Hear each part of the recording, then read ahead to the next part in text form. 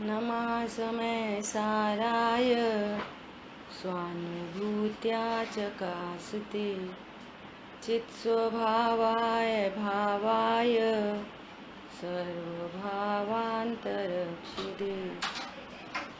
वन्दितु सर्वसिद्धे ध्रुवमचलमणोवमं गतिं पत्ते मोक्षामि समय पाहुर नर्मोऽसुद केवली भरिदम्। समय सारथी ग्रंथादिराज और निर्जराधिकार पर अपनी चर्चा चल रही है और निर्जराधिकार में सम्यक दृष्टि जीव के कैसे अंग प्रकट होते हैं, इनकी यहाँ पर अब चर्चा की जा रही है कि सम्यक दृष्टि निशंक होते हैं और निशंकता पूर्वक निर्भय होते हैं, और जिनको निशंकता प्रकट होती है उनको अन्य निकांक्षित आदि गुण प्रकट होते हैं, उनकी यहाँ पर चर्चा चल रही है। कल तक अपन ने निर्विचिकित्सा गुण की चर्चा देखी।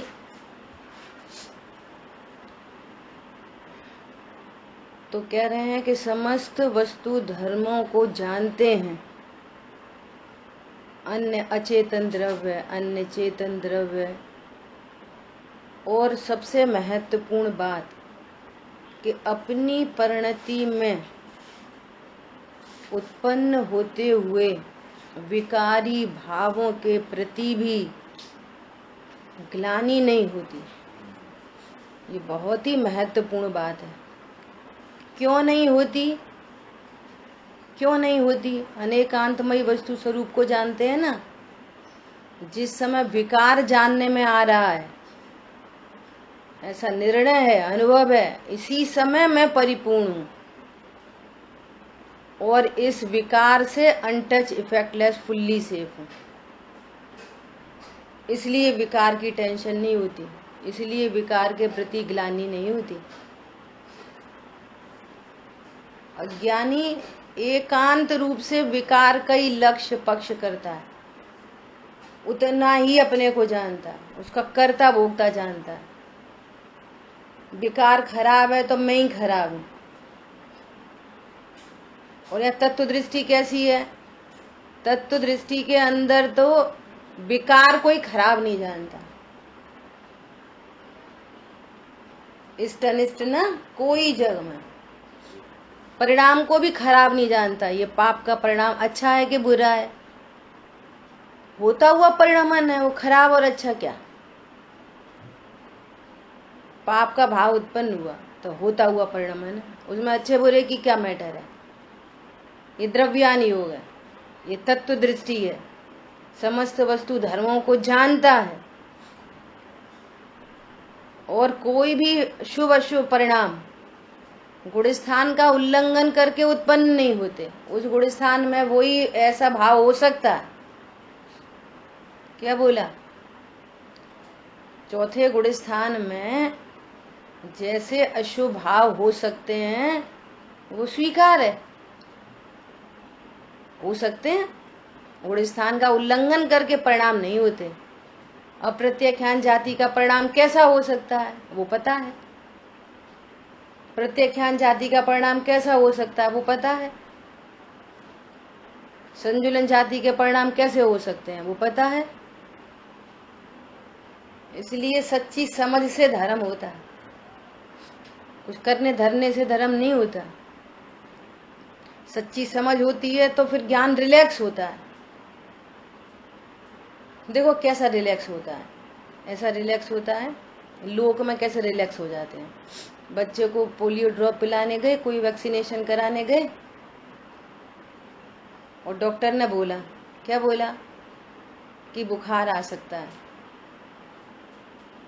बुखार आए तो समझना ये वैक्सीन काम कर रही है, बुखार आ सकता है। अब घर आए और सच्ची में बुखार आ गया।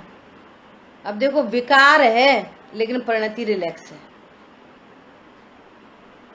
जानने का ये फायदा होता है। बुखार आ गया लेकिन परिणति एकदम रिलैक्स है। स्वभाव को जानने का ये फायदा होता है। हाँ, स्वरूप को जानने का फायदा। ये डॉक्टर ने कही थी कि बुखार आ सकता है, मतलब सही है, कुछ गलत नहीं है। ऐसा यहाँ विकार को जान रहे हैं और परिणति रिलैक्स है कि भैया इस गुण स्थान में ऐसा ऐसा विकार हो सकता है, नंबर 1। नंबर दूसरी बात, ये विकार से मेरा क्या हो रहा है, ये विकार मेरे में क्या कर रहा है, मैं तो परिपूर्ण हूं। हाँ, मैं तो परिपूर्ण हूं, विकार तो मेरी सीमा से बाहर बाहर है। जैसे अन्य द्रव्य प्रमाण की सीमा से बाहर है, ऐसे ही विकार ध्रुव की सीमा से बाहर है। क्या बोला? कर्म रागादि भी रहते बाहर, ध्रुव की सीमा से बाहर रहते हैं। 2 सीमाएं हैं, एक प्रमाण की सीमा और एक शुद्ध न की सीमा। प्रमाण की सीमा से बाहर अन्य द्रव्य रहते हैं, बैठ पाए कदापि न अंदर। और ध्रुव की सीमा से बाहर राग आदि विकारी भाव भी ध्रुव की सीमा से बाहर रहते हैं। ऐसे टंकोत्कीर्ण ज्ञायक भावमयता के कारण उनको ग्लानि उत्पन्न नहीं होती। ठीक है, अपन ने कल गाथार्थ पढ़ लिया था, अभी देखो टीका।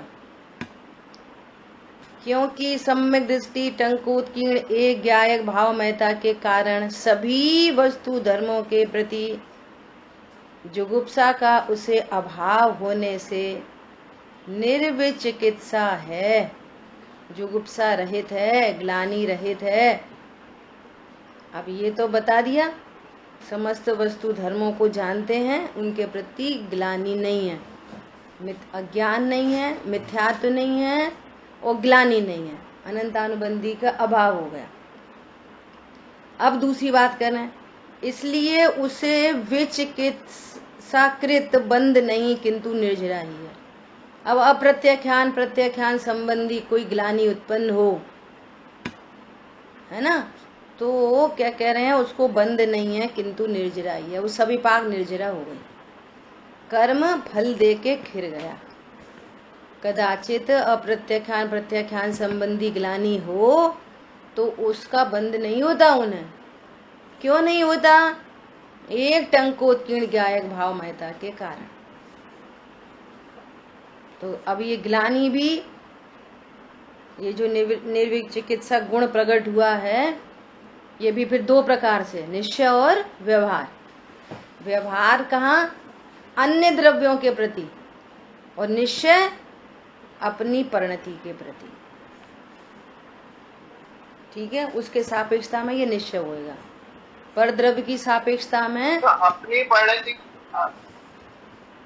परिणति के प्रति तो फिर वो रागादि हो जाएगा ना। हाँ, लाने राग द्वेष हो जाएगा, है ना, कोई परिणति में द्वेष आया उसको। हाँ, तो ग्लानि भी, तो उसको भिन्न जानता है। हाँ, उसको भिन्न जानता है और अपने को परिपूर्ण जानता है। उसको भिन्न जानता है, अपने को इफेक्टलेस जानता है। हाँ। मैं चाहिए पहले, अस्थि चाहिए। अपने को परिपूर्ण जानता है, अपने को ज्ञायक जानता है और उसको भिन्न जानता है। उनमें इष्ट अनिष्ट की कल्पना नहीं है, उनमें अच्छे बुरे की कल्पना नहीं है।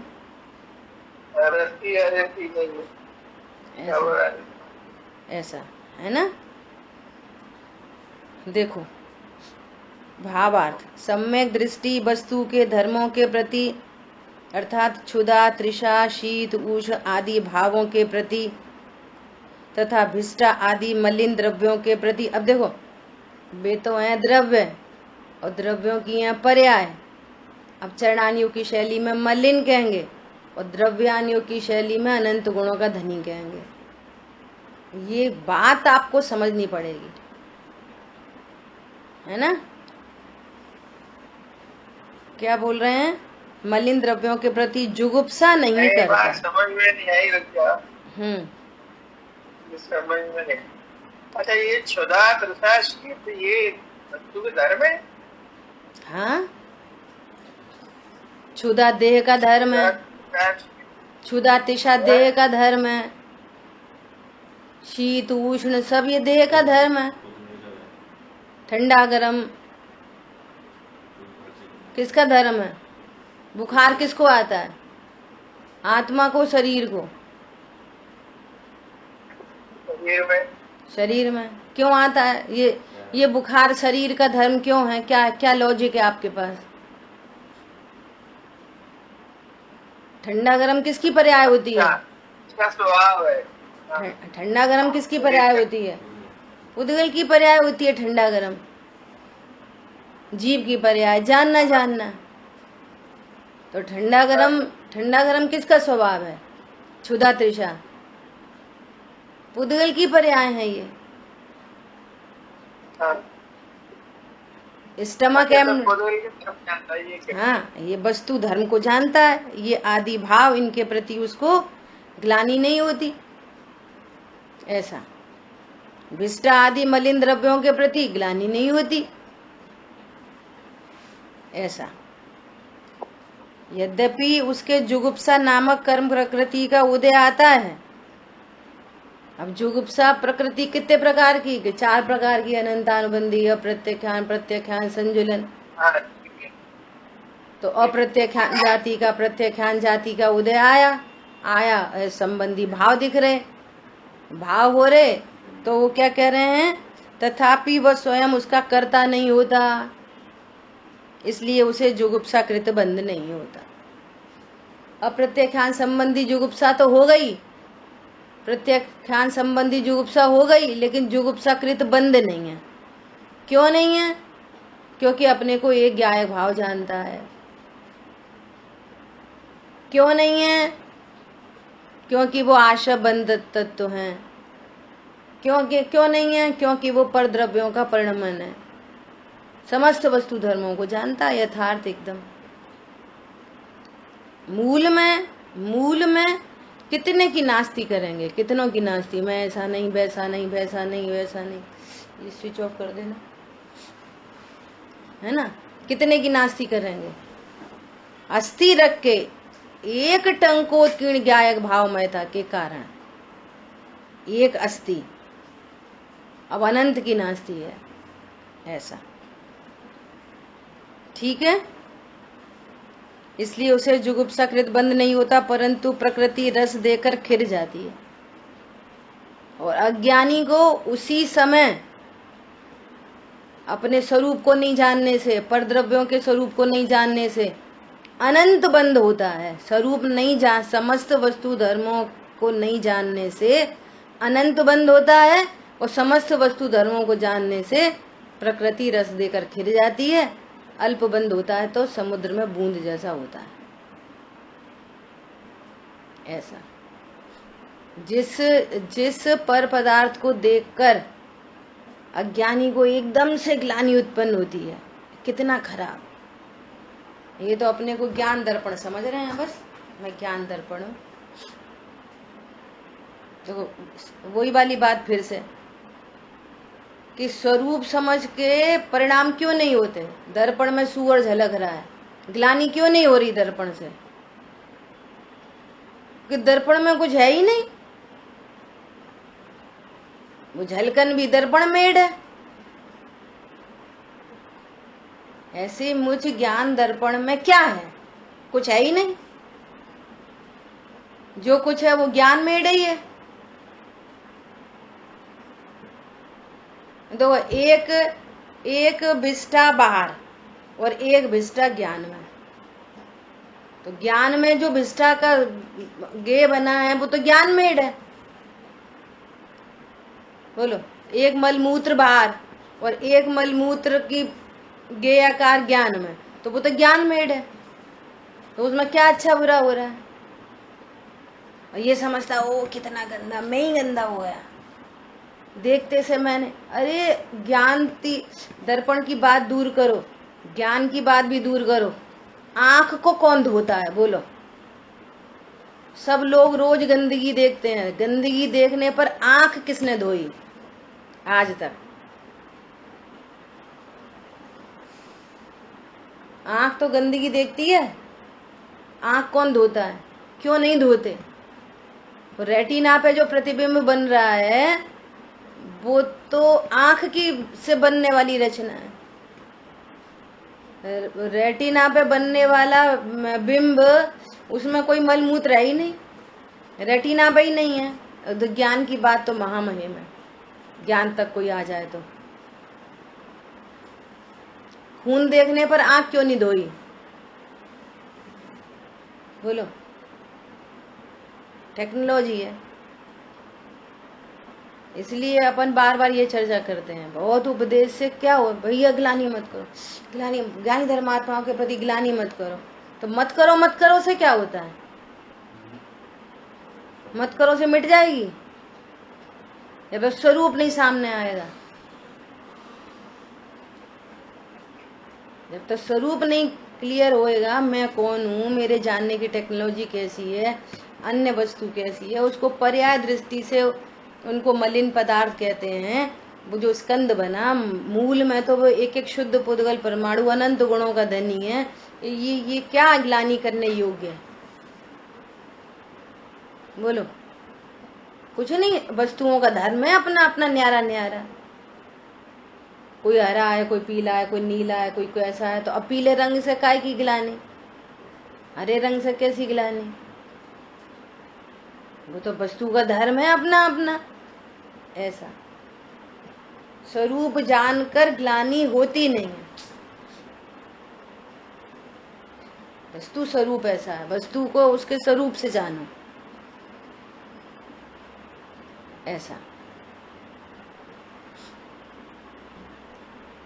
ठीक है। कल्पना दीदी का अभी सुबह सुन रहे थे चलते चलते प्रवचन, तो बहुत बात आ रही थी। ग्रंथ पढ़ने से कुछ फर्क नहीं पड़ता, कुछ भी फर्क नहीं पड़ता। ग्रंथों को पढ़ने से, प्रवचन सुनने से कोई फर्क नहीं पड़ता। कर विचार तो पाम, विचार इतना पढ़ो, उस पर विचार करो, ये क्या वस्तु स्वरूप है। ये निर्विचिकित्सा की चर्चा चल रही है कि ग्लानि नहीं होती। क्यों नहीं होती? विचार, जो गाथा टीका चले उस पर बारंबार विचार होना चाहिए। पढ़ो एक बार और विचार करो 32 बार। एक और खाते हैं 32 बार चबाया जाता है, तब पचता है, और फिर अंदर जाके फिर और प्रक्रिया होती है। जो एक भोजन, अन्न का एक भोजन होता है ना, उसको पचने में 16 घंटे लगते हैं। नेचुरोपैथी से पूछो, वो कहते हैं कि तुम एक अन्न खा लेते हो, 4 घंटे बाद दूसरा अन्न खा लेते हो, फिर 2 घंटे बाद फिर दूसरा अन्न खा लेते हो। अन्न अन्न अन्न पेट में भरते रहते, इसलिए 50 बीमारियां होती। देखो अन्न का जो मटेरियल है उसको पचने में कितना समय लगता है, जो फ्रूट मटेरियल है उसको पचने में कितना समय लगता है, जो सूप मटेरियल है उसको पचने में कितना टाइम लगता है। जो पचाते नहीं है वे बीमार पड़ते हैं।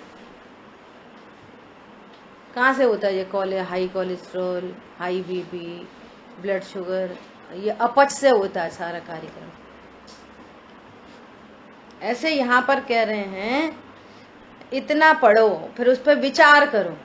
जब तक विचार में नहीं आएगी ना ये वाली बात, तो वो बहुत दुख से ऐसा कह रही थी कि 50-50 साल बीत जाते हैं स्वाध्याय करते, अभी तो सोच नहीं बदलती, थॉट प्रोसेस नहीं बदलती, जिसको अपन बार बार कहते हैं सोच बदलनी चाहिए। आपको वस्तुओं को देखने की सोच बदल जानी चाहिए। सोच तो वैसी की वैसी है। क्यों है वैसी की वैसी? विचार ही नहीं करते। हमें तो ये भी आता है, ये भी आता है, ये भी आता है। सोच तुम्हारी वैसी की वैसी है। असमान जाति द्रव्य पर्याय, मैं ही पुरुष हूँ, मैं ही स्त्री हूँ, मेरी पत्नी, दुकान, मकान, बच्चे हैं। होने योग्य परिणमन पे विचार नहीं करते, पुद्गल के परिणमन पे विचार नहीं करते, आश्रय भाव का क्या स्वरूप है विचार नहीं करते, दुखों का कारण मिथ्या भाव है ये विचार नहीं करते। टोडरमल जी ने तीसरे या चौथे अधिकार के लास्ट में उन्होंने एक पैराग्राफ में कम से कम 6-7 बार लिखा है, हमने तुम्हें जो दुख बताए वो तुम पर भासते हैं कि नहीं, विचार कर। भासते हैं, हाँ सही बात है, ऐसा ही दुख है, विचार करो। नहीं दुख भासता तो विचार करो ये दुख है कि नहीं।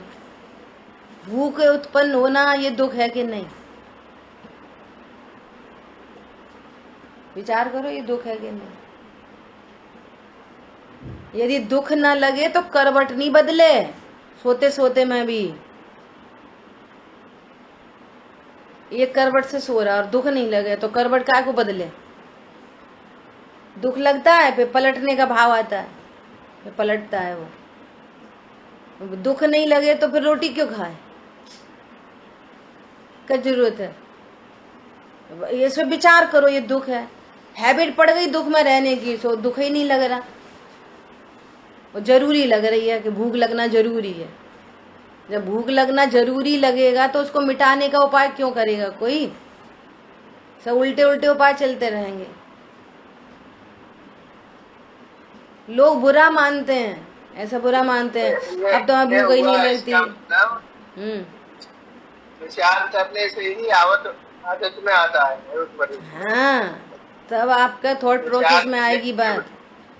पढ़ने से क्या हो रहा है, कुछ नहीं करेंगे तो प्रोसेस में नहीं है, आदत में भी नहीं है। हाँ, भोजन की थाली पे बैठोगे ऑटोमेटिक विचार आएगा, ओहो ये कोई भूख मिटाने का उपाय नहीं।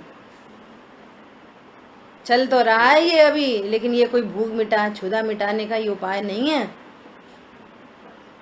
भूख मिटाने का उपाय तो अनाहारी स्वरूप का आश्रय है, परमानेंट मिटेगी। अभी तो विचारों में ही नहीं आ रही है वाली बात। 26 ग्रंथ पढ़ लिए, कोई फर्क नहीं पड़ रहा, आराम से बढ़िया। भूख लगी, चलो भैया थाली बैठे, जे नहीं अन्नी वो लइयो वो लइयो जे लइयो, अरे बहुत बढ़िया, अरे आज जे, और वो खाए पिए चल दिए। कुछ मतलब कुछ सोच ही नहीं बनी, बोलो। और 50 ग्रंथ पढ़ लिए और 50 साल से पढ़ रहे।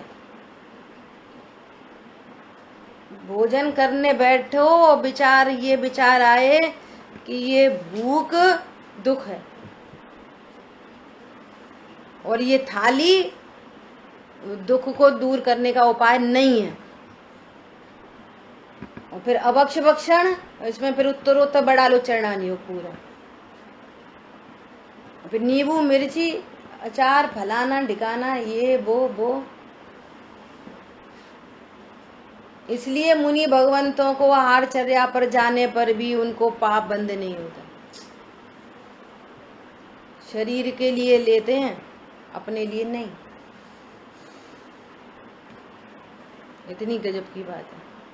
फिर क्या कह रहे हैं कि तू जो दुख दूर करने का उपाय करता है वो तुझे मिथ्या भाषित होते हैं कि नहीं, विचार कर। तुम्हें क्षुधा का दुख उत्पन्न हुआ, अब दूर करने का उपाय क्या है, रोटी खा लो। और यहाँ पर आचार्य देव कह रहे हैं कि ये मिथ्या उपाय है।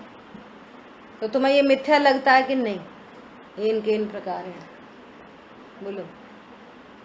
देख लो, जैसे कभी कभी ऐसा हो जाए शाम को भोजन नहीं कर पाए, है ना, और फिर पता चला रात में 10 बजे बहुत तेज भूख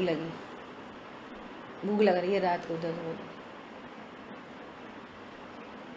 और फिर ऐसा लगा सुबह जल्दी से दर्शन करके आके कुछ जल्दी से कुछ दूध चाय पी लेंगे या कुछ नाश्ता कर लेंगे ऐसा, और आप सुबह सो के उठोगे तो भूख ही नहीं लगेगी।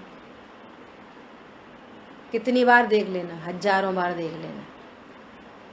विचार करो, रात को 10 बजे बहुत तेज भूख लगी, तो अब सुबह उठते तो बहुत तेज भूख लगनी चाहिए ना, और तेज लगनी चाहिए। अब तो और टाइम बीत गया, अब बहुत भूख क्यों नहीं लग रही सुबह, कुछ नहीं। सुबह मंदिर गए, लौट के आए, जैसे रूटीन में रोज था ऐसे रूटीन हो गया।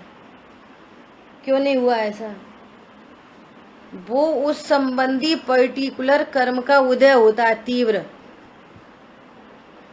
और अब सुबह उठते टाइम वो उदय ही नहीं है। उसकी वो अकाम निर्जरा हो गई। रात में क्या हुई? अकाम निर्जरा। अब वो परमाणु ही नहीं है, उनका उदय भी नहीं है, तो सुबह ऐसी तेज भूख भी नहीं है जैसी रात में लग रही थी। अब उस एंगल से विचार करोगे तो और तेज लगनी चाहिए, क्योंकि और टाइम बीत गया बहुत सारा, लेकिन अब क्यों नहीं लग रही? ये इन पे विचार करो कि देखो ये कैसे पूर्व में अनाहरी स्वरूप का कि विराधना से कर्म बधे, कर्म के उदय में ये तरह तरह की भूख लग रही है। यदि ये उदय मिट जाए स्वभाव के आश्रय से तो 100% भूख मिटेगी, जरूर मिटेगी। तो विचार करो, ये है सही उपाय। अब ये भूख का तो एग्जाम्पल है, सर्व दुखों को दूर करने का एक उपाय, टंकोत की एक ज्ञायक भाव महता के कारण जितने भी प्रकार के दुख हैं, वैसे तो कायदे से तो दुख अनेक प्रकार के है ही नहीं, दुख तो मिथ्या चारित्र की परिणति दुख है, बस उसको चाहे जितने प्रकार के कह लो। अज्ञान, मोह, राग, द्वेष, मिथ्या दर्शन, मिथ्या ज्ञान, मिथ्या चारित्र की परिणति का नाम दुख है, उसी का नाम आकुलता है, उसी का नाम दर्द है, उसी का नाम गर्मी लगना है, उसी का नाम सर्दी लगना, सब बुरी लगना, भली लगना, जो कुछ है वो मिथ्या चारित्र की एक परिणति के अनेक नाम है। क्रोध, मान, माया, लोभ, हिंसा, झूठ, चोरी, कुशील, परिग्रह, रास, रति, अरति, जुगुप्सा, भय, सब उसी एक परिणति के नाम है। और वो एक परिणति मिटी स्वभाव के आश्रय से, अनंत प्रकार के दुख मिट गए, अनंत शांति आ गई परिणति में। वस्तु विचारत ध्यावते मन पावे विश्राम, रस स्वादत सुख उपजे अनुभवता को नाम। कृत कृत हुआ, निष्काम हुआ, कुछ करने को नहीं दिखाई दे रहा, ऐसा अकर्तृत्व प्रकट हुआ है। कृत कृत हुआ, निष्काम हुआ, अब मुक्ति मार्ग में फर्स्ट स्टेप पड़ा, कदम बढ़ा। कितनी सारी रचनाएं लिखी हैं पंडित साहब ने। अहो पूर्ण निज वैभव देखा, नहीं कामना शेष रही। कोई कामना नहीं, जो पाप परिणति ज्ञान में झलकी, जानने में आई, न उसको हटाने का विकल्प है, न कोई शुद्ध परिणति प्रकट हो ऐसा विकल्प है। कोई कामना नहीं, पर द्रव्यों की बात तो दूर चली गई, पर्यायों की भी कामना नहीं, इसको हटाओ, इसको मिलाओ। क्यों? अहो पूर्ण निज वैभव देखा, मैं स्वयं पूर्ण हूं अपने में। पर द्रव्य तो दूर रहो, वर्णादि तो दूर रहो, या तो राग आदि की भी कोई कामना नहीं, इन्हें हटाओ, इन्हें मिलाओ। क्यों हटाना, क्यों मिलाना? मैं तो परिपूर्ण हूं ना, अपनी परिपूर्णता का आनंद। मैं तो बुलेट प्रूफ पहना हूं। बुलेट प्रूफ पहनने का मतलब क्या है? भैया बुलेट प्रूफ पहना है, कोई गोली मत चलाना, गोली मत चलाना, गोली मत चलाना। चलाओ, चलानी है चलाओ, मत चलानी मत चलाओ, हम तो बुलेट प्रूफ पहने हैं। ये क्या मतलब हुआ? बुलेट प्रूफ पहने भैया, गोली मत चलाना। ये भगवान गोली नहीं चले, गोली नहीं चले, चले चले मत चले, मत चले, चले की भी चिंता नहीं और मत चले की भी चिंता। अरे हमने बुलेट प्रूफ पहन रखी है, क्या फायदा, इन लोगों ने तो गोली नहीं चलाई। दोनों तरफ से निश्चिंता, चले तो ठीक, मत चले तो ठीक। कोई विकार उत्पन्न हो तो ठीक, मत उत्पन्न हो तो ठीक है। मैं तो ऑल प्रूफ हूं, परिपूर्ण हूं। विचार करो कितना मतलब जबरदस्त बात है ये। इसके अलावा कोई सुखी होने का उपाय नहीं है विश्व में, मरण ही मरण है बस। ऐसी मास्टर की लगी है अपने हाथ में। और अभी भी दुखी हो तो भैया तेरी योग्यता का विचार देखकर हमको तो समता ही आती है। टोडरमल जी क्या कहते हैं? जीवों की योग्यता को देखकर अपन को तो समता ही रखनी है, और क्या करना है। गधा को मार मार के तो टाइगर नहीं बनाया जा सकता। बोल तू टाइगर है, बोल तू टाइगर है। और वो बोलने भी लग जाए मैं टाइगर हूं, तो गधा शेर बन जाएगा क्या? नहीं आई समझ में?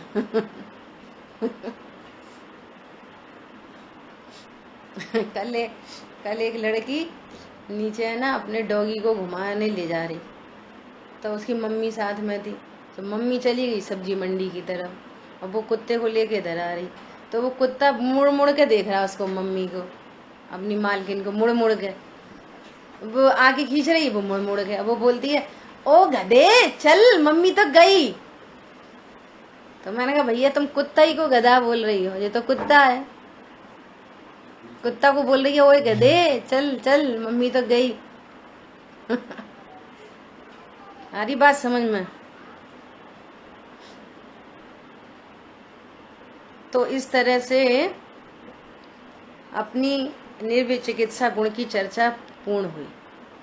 ठीक है, कोई का प्रश्न है तो पूछ सकते हैं। अब अपन आगे की गाथा पढ़ते हैं।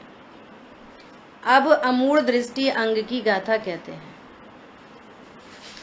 बहुत जबरदस्त गाथा है, बहुत। एक अंग की चर्चा इतनी सुंदर चर्चा है कि मन खुश हो जाए। अच्छा, एक इसका रिपीट करना चाहता हूँ। जो ज्ञानी है वो पर द्रव्यों के स्वभाव को भी जानता है और पर भावों को भी जानता है। तो आपने को क्या है, उसको क्या है ना, तो उसकी वजह से उसको ज्ञानी नहीं ना। और जो अज्ञानी है वो जो प्रभाव हो रहे हैं उसको ही अपना अन्य रूप मानता है, वेद विज्ञान वहां है नहीं, इसलिए उसको ग्लानि होती है और उसका बंद होता है। परद्रव्यों को भी नहीं जानता, उनको भी स्व जानता है। मेरा मकान, मेरा घर, मेरी। परद्रव्यों में भी स्व, मेरा शरीर, मैं ही शरीर। परद्रव्य कोई मैं पर नहीं जानता। हाँ, मैं गोरा, मैं काला, मैं मोटा, मैं पतला, ऐसा जानता है। ऐसा ठीक है।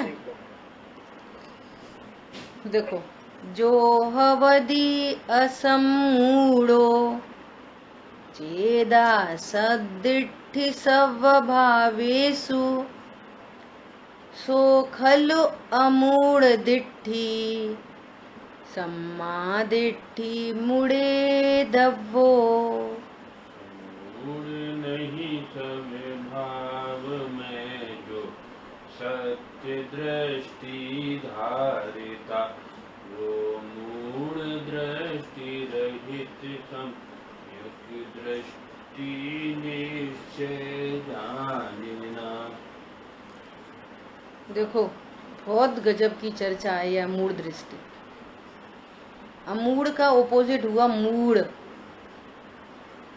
सम्यक दृष्टि है अमूढ़, और अज्ञानी मिथ्या दृष्टि है मूढ़। मूढ़ मतलब मूर्ख। मूढ़ दोष है, अमूढ़ता गुण है। हाँ, मूढ़ मतलब मूर्ख। मूढ़ मतलब जो दो द्रव्यों को मिला के देखे। मूढ़ मतलब जो वस्तु धर्मों को नहीं जाने, वो मूढ़ है। जैसे को तैसा नहीं जाने सो मूढ़ है, और जैसे को तैसा जाने सो अमूढ़। अमूढ़ दृष्टि, यहाँ पे चर्चा चल रही है अमूढ़ दृष्टि, है ना। और इसके विपरीत है मूढ़ दृष्टि। मूढ़ दृष्टि मतलब मोह दृष्टि, अज्ञान दृष्टि। ये दोष है। ये जो चेतयिता समस्त भावों में अमूढ़ है, फिर लगा लो यहाँ पे। अब अपन निश्चय व्यवहार धर्म की चर्चा करेंगे। यथार्थ दृष्टि वाला है, यथार्थ दृष्टि वाला, उसको निश्चय से अमूढ़ दृष्टि सम्यक दृष्टि जानना चाहिए। देखो टीका की भी 2 लाइन है, वही पढ़ लेते हैं।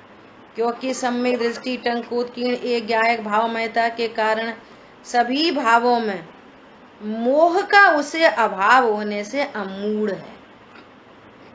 सभी भावों में अमूढ़ है, इसलिए उसे मूढ़ दृष्टिकृत बंद नहीं किंतु निर्जरा ही है। देखो अब यहाँ पे चर्चा करो।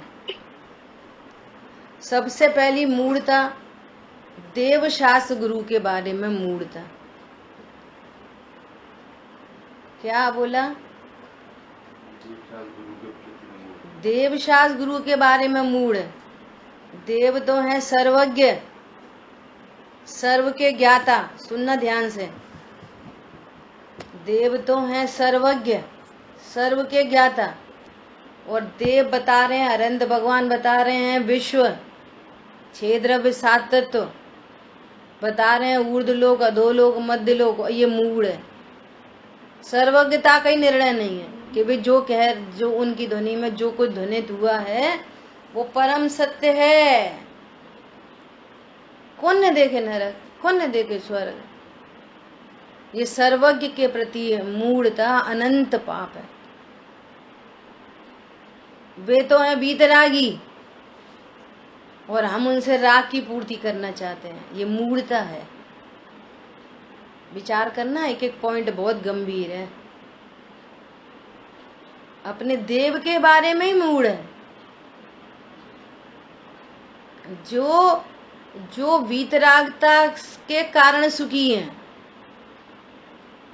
अपने को ज्ञायक भाव जानते हैं इसलिए सुखी हैं, है ना। और हम उनसे पूर्ति करना चाहते हैं, हे भगवान मोड़ा मोड़ी पैसा, बीमारी सही हो जाए, मरे नहीं, जिए नहीं, अरे भगवान अब तो उठा लो। बोलो वे कौन है? वे वीतरागी हैं और उनसे राग की पूर्ति। बोलो देव के बारे में मूढ़ता, शास्त्र के बारे में मूढ़ता और गुरु के बारे में मूढ़ता। अब पंचम काल है, अब अपन कौन से सही हैं? वे मुनिराज तो क्या है, अब पंचम काल में इतना तो चलता है, श्रावक ही कौन से सही हैं? वे ही ऐसा ऐसा कर देते। समझ में आ रही है? चश्मा लगा लें तो क्या होता है, वो कर लें तो क्या होता है, ऐसा खा लें तो क्या होता है। लगा लेना जितने भी विकल्प चलते हैं। गुरु के बारे में मूढ़ता। यहाँ तो 2 + 2 = 4। मुनि मतलब मनन करे सो मुनि, जो मनन करे सो मुनि, चंदा चिट्ठा करे सो मुनि नहीं।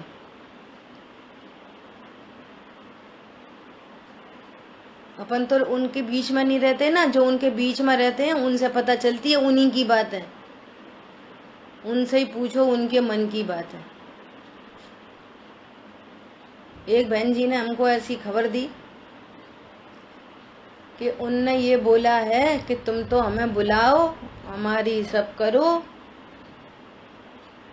हमारी 3 गाड़ियां आएंगी, ऐसा ऐसा करो, कम से कम 50 लाख की कमाई तुम्हें हम करवा देंगे, वो निश्चिंत रहो। बोलो क्या बोल रहे हैं? मैनेजमेंट से, कमेटी से 50 लाख की कमाई हम कराएंगे तुम्हें, और तुम इन 3 गाड़ियों का सबका, और हम इतने दिन रहेंगे, ऐसे ऐसे करके रहेंगे, सब व्यवस्था करवा। सोचो आप, अजय तो अपन को पता ही नहीं, जो तो वहां रहते हैं वे जानते हैं।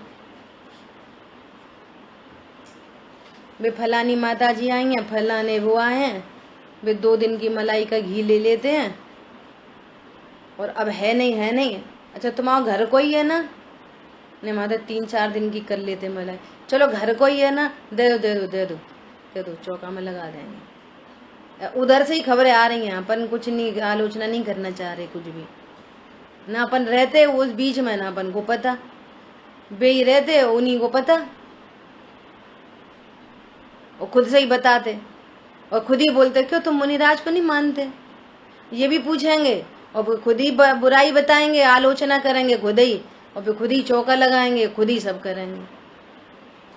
कछु शुद्ध बुद्ध नहीं है कुछ भी, क्या सही है क्या गलत है, ये सब कैसे होगा। इसलिए कहते हैं सच्ची समझ का नाम धर्म है, कुछ करने धरने का नाम धर्म नहीं है।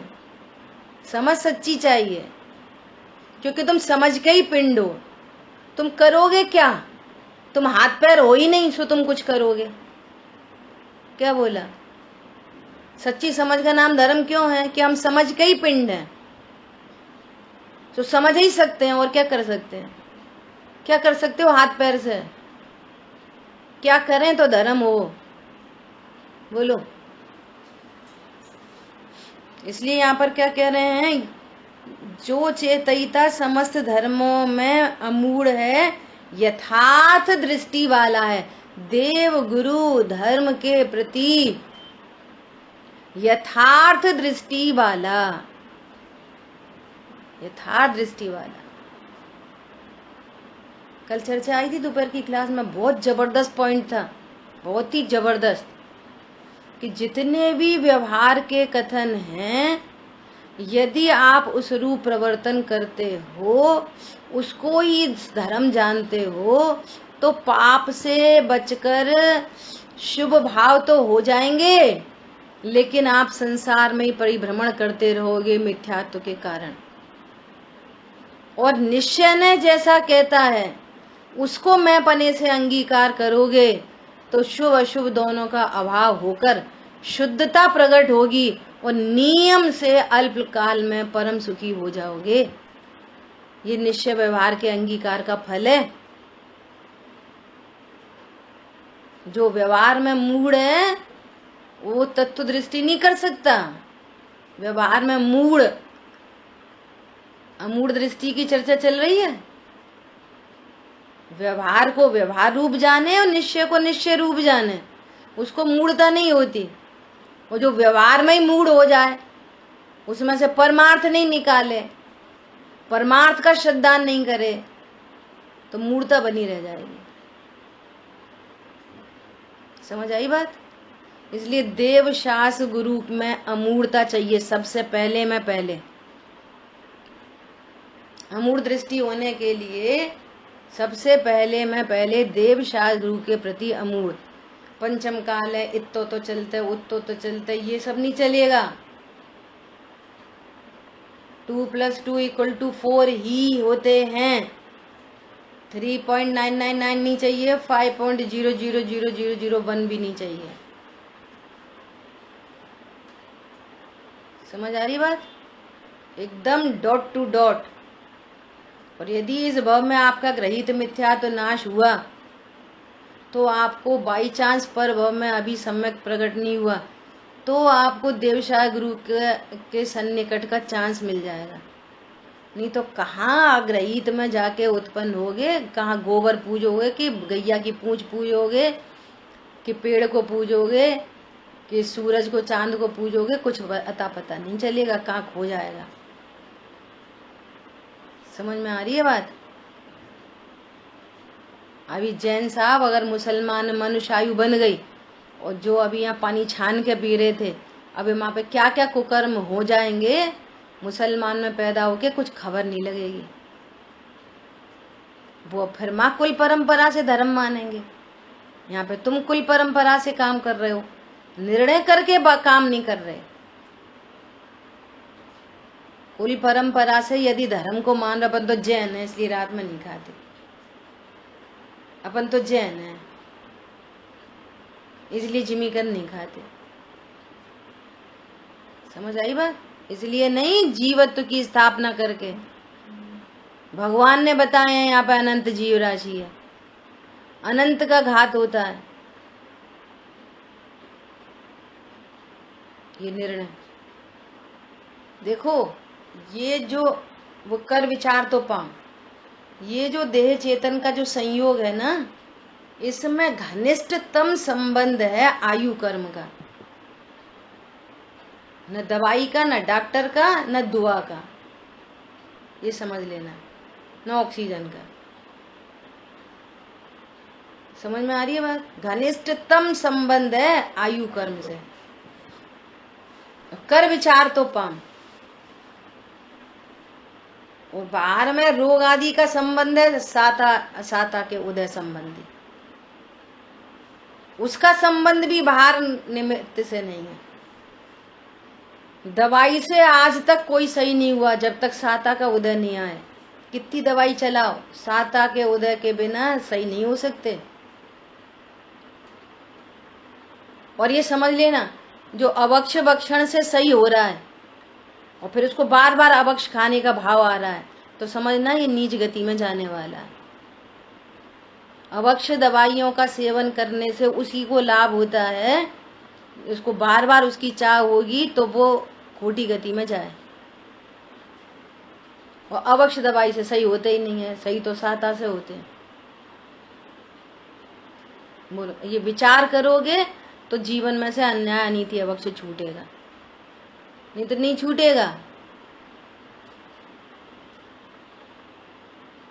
अभी प्रश्न पूछो, क्यों भैया बाहर में भी देह चेतन का संयोग किसके अधीन है? कि आयु कर्म के अधीन। और स्वस्थ रहने का संबंध कैसे है? कि साता कर्म के अधीन। ये दोनों कार्यक्रम किसके सानिध्य में, साता किसके सानिध्य में बनती है? कि देवशाय गुरु। तो तुम्हारी अन्याय नीति अवक्ष से क्या होता है? एकांत पाप बनता है, और पाप से तो असाता ही बनती है, साता तो बनती नहीं है। अरे बात समझ में? ऐसे अमूढ़ होना, मूढ़ता नहीं रखना। अरे कुछ नहीं होता, कर लो कर लो कर लो। बहुत चर्चा हो सकती है इसमें। बच्चे को बुखार आ गया, सही नहीं हो रहा, सही नहीं हो रहा, सही नहीं हो रहा। कोई ना कह दी नजर लग गई, भैंसे तो अपन मानते नहीं है, देखो भैया हम तो उतारेंगे नहीं, तुम ही आके उतार जाना, हम तो उतारते नहीं है। समझ में आ रही बात? अब उतरवा लो नजर, का फर्क पड़ रहा है, लगा लो काला टीका। कितनी मूढ़ता, इतनी अमूढ़ दृष्टि चाहिए। इसका जो कुछ है वो साता असाता कर्म के अधीन है उसके। और यदि ये ग्रहित मिथ्यात्व का पोषण किया तो अनंत असाता बनने वाली है, थोड़ी बहुत नहीं। ऐसा होता है सम्यक दृष्टि अमूढ़, या तो इतने में फिसल जाए। अब क्या करें, वो है ना, डॉक्टर ने बोला है लीवर खराब हो रहा है, कॉड लीवर ऑयल खा लो, वो मछली का उसमें तेल डलता है। और अपन क्या, वो तो कैप्सूल में खा रहे, वो तो ऐसे खा रहे। अब खा लो, कछु नहीं होता, कछु नहीं होता। खतरनाक बात ऐसी है, तुम्हारे बच्चे का ब्लड निकाल के, तुम्हारे बच्चे को का लीवर निकाल के, फिर उसका निकाल के बनाए, चलो खा लोगे कैप्सूल। वो मुंह के प्राणियों की हिंसा से काम होने वाला कार्यक्रम कितने काल तक काम आएगा ये? बोलो, वो सब अवक्ष भक्षण भी हो गया, वो आयु कर्म भी पूरा हो गया, बोलो क्या होएगा कार्यक्रम, क्या बनेगा कार्यक्रम? करो विचार। इतनी अमूर्तता है, अविनाशी स्वरूपो हम। कैसा हूं मैं? जन्मने मरने वाला हूं, मर जाऊंगा। बोलो, अविनाशी स्वरूपो हम। देह चेतन का संयोग भी आयु कर्म के अधीन है। बिल्कुल क्रॉस लगा दो, कोई दवाई डॉक्टर दुआ आदि आदि के आश्रित बिल्कुल नहीं है। एकदम क्रॉस लग जाए, बड़े बड़े क्रॉस लगा लो दीवारों पे।